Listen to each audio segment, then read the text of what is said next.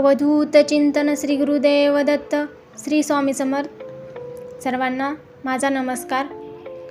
आज आपण आपल्या आयुष्यामध्ये काही ना काही अडचणी ह्या सतत येत असतात आणि आपण त्यामधून बाहेर पडण्यासाठी वेगवेगळ्या प्रकारचे मार्ग देखील शोधत असतो, तरीही आपल्याला हवा तसा मार्ग मिळत नाही. यासाठी आज आपण साधा सोपा घरगुती उपाय करणार आहोत. त्यासाठी तुम्हाला जास्त वेळ देखील लागणार नाही व तुम्हाला तुमचा पैसा देखील खर्च करावा लागणार नाही. तर स्वामी भक्तांनो, प्रत्येकाच्या आयुष्यामध्ये काही ना काही अडचणी असतातच. त्या अडचणीमधून आपण बाहेर पडण्यासाठी अनेक प्रकारचे मार्ग देखील शोधत असतो, पण तरी देखील आपल्याला हवा तसा मार्ग मिळत नाही आणि हवा तसा परिणाम देखील आपल्याला पाहायला मिळत नाही. तर आज आपण साधा सोपा घरगुती उपाय करणार आहोत. त्यासाठी तुम्हाला खूप कमी वेळ लागेल, तसेच कोणत्याही प्रकारचे पैसा खर्च करावा लागणार नाही. तुम्हाला कोणत्याही प्रकारचा आजार असू देत किंवा जर तुमच्याकडे पैसे टिकत नसतील किंवा अनेक वेगवेगळ्या प्रकारच्या ज्या काही अडचणी आहेत त्या अडचणी तुम्हाला सतत येत असतील, तर तुम्हाला काही मिठाचे मी उपाय सांगणार आहे. तुम्हाला कोणत्याही प्रकारचे मीठ घ्यायचे आहे. मीठ घरामध्ये आपण जेवणामध्ये वापरतोच. मिठाशिवाय जेवण हे अपूर्णच असतं असं देखील म्हटलं जातं. मिठामुळे घरामध्ये जी नकारात्मकता असते ती नकारात्मकता देखील दूर होत असते. नवरा बायकोमध्ये भांडणे, घरामध्ये पैसा न टिकणे, पैशाबाबतीत अनेक अडचणी आज आपण दूर करणार आहोत. तर ते कोणकोणते उपाय आहेत, चला तर मग आत्ता आपण जाणून घेऊया.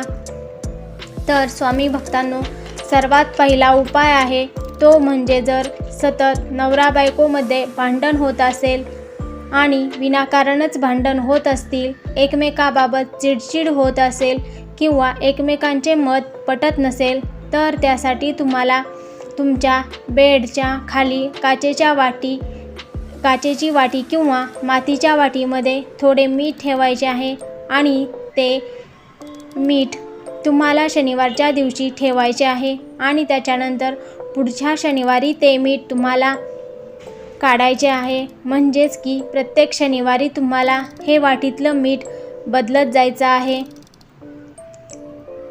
तर स्वामी भक्तांनो, दुसरा उपाय आहे तो म्हणजे घरातील एखादी व्यक्ती जर सतत आजारी पडत असेल, कोणत्याही उपायाने ती बरी होत नसेल किंवा गोळ्या औषधांचा त्या व्यक्तीवर फरक पडत नसेल, तर तुम्हाला ती व्यक्ती ज्या बेडवर झोपते त्या बेडवर संध्याकाळी झोपताना पंतीमध्ये किंवा सिरॅमिकच्या छोट्या वाटीमध्ये त्या व्यक्तीच्या उशाला मीठ ठेवायचे आहे. म्हणजेच की आपली त्याच्याकडे नजर जायला नको अशा ठिकाणी ते ठेवायचे आहे आणि असे केल्याने त्या व्यक्तीच्या शरीरामध्ये फरक जाणवायला दिसून येतो. औषध उपचारांना देखील प्रतिसाद देत असतो. या आजारपणाबरोबरच बाहेरचा काही त्रास त्या व्यक्तीला असेल तर तो त्रास देखील कमी होणार आहे आणि हळूहळू त्यांना बरे देखील वाटायला चालू होणार आहे. पण हे मीठ जे आहे ते दररोज तुम्हाला बदलायचे आहे आणि जिथे आपला पाय पडणार नाही, जिथे आपण ते तुडवणार नाही, या ठिकाणी तुम्हाला ते नेऊन टाकायचे आहे. हा उपाय कमीत कमी तुम्हाला 11 किंवा 21 दिवस करायचा आहे. तर स्वामी भक्तांनो, आता आपण तिसरा उपाय पाहणार आहोत. तो म्हणजे जर घरातील मोठी व्यक्ती किंवा घरातील कोणतीही व्यक्ती जर तुमच्यावर सारखे चिडचिड करत असेल किंवा तुमच्यासोबत जर वादविवाद होत असतील, घरात विनाकारण जर तंटा होत असतील, तर तुम्हाला अंघोळीच्या पाण्यामध्ये चिमूटभर मीठ टाकायचे आहे आणि त्या व्यक्तीला त्या पाण्याने अंघोळ करायला सांगायचे आहे. असे केल्याने त्या व्यक्तीचा स्वभाव अतिशय चांगला होणार आहे व ती व्यक्ती तुमच्याशी प्रेमाने वागायला चालू करणार आहे। तर आता आपण चौथा उपाय पाहणार आहोत।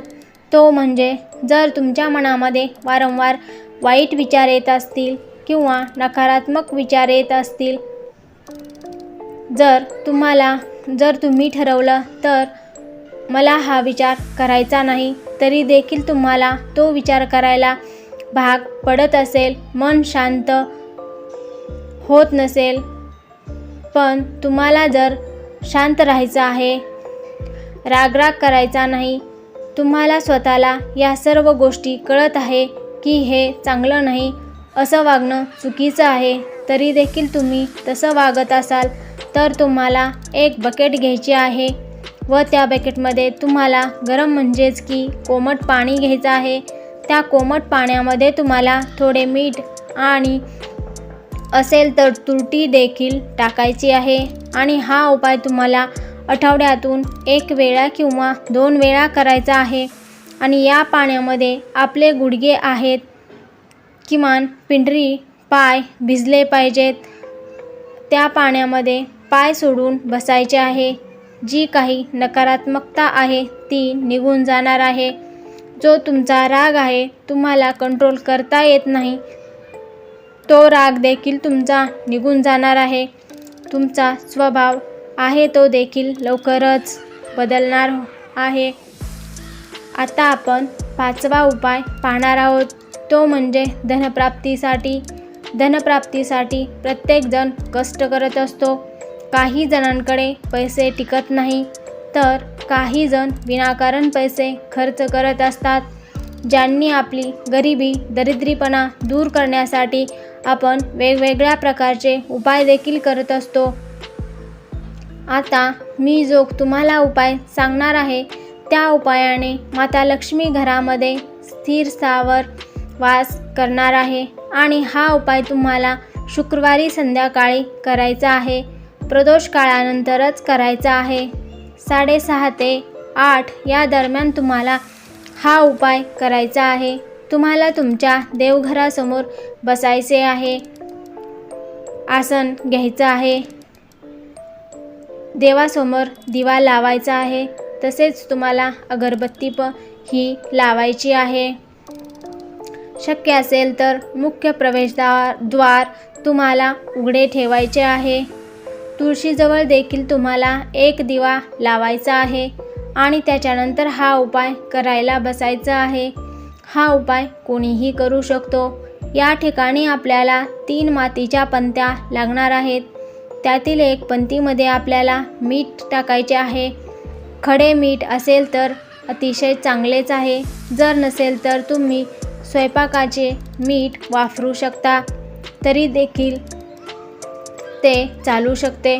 त्या मिठाच्या पंतीवरती दुसरी पंती ठेवायची आहे। त्याच्यामध्ये 2 वेलदोडे सोलायचे आहेत, तशीच त्याच्यामध्ये 2 लवंगा ठेवायच्या आहेत आणि त्याच्यावर तिसरी पंती ठेवायची आहे। त्यामध्ये तूप टाकायचे आहे, गाईचे तूप टाकायचे आहे। आपल्या कुलदेवतेची किंवा कुलदेवतेसमोर जर किंवा आपल्याकडे श्रीयंत्र असेल तर माता लक्ष्मीचा फोटो असेल किंवा मूर्ती असेल किंवा श्रीहरी श्री विष्णू मातांचा फोटो असेल, त्याच्यासमोर आपल्याला हा दिवा लावायचा आहे। जर तुम्हाला तुपाचा दिवा लावणे शक्य नसेल तर तुम्ही कोणत्याही तेलाचा दिवा लावावा। कोणत्याही तेलाचा दिवा लावला तरी चालेल आणि त्याच्यामध्ये तुम्हाला चिमूटभर हळद टाकायची आहे। हा दिवा प्रज्वलित करायचा आहे आणि तुम्हाला श्रीसूक्त 3 वेळा म्हणायचा आहे। श्रीसूक्त जर तुम्हाला म्हणता येत नसेल तर तुम्हाला जो कोणता महालक्ष्मीचा मंत्र येतो तो म्हणायचा आहे। तर असे हे आपण विविध प्रकारचे उपाय विविध कारणासाठी पाहिले आहेत। आपल्या यूट्यूब चॅनलला लाईक, सबस्क्राईब आणि शेअर करायला विसरू नका।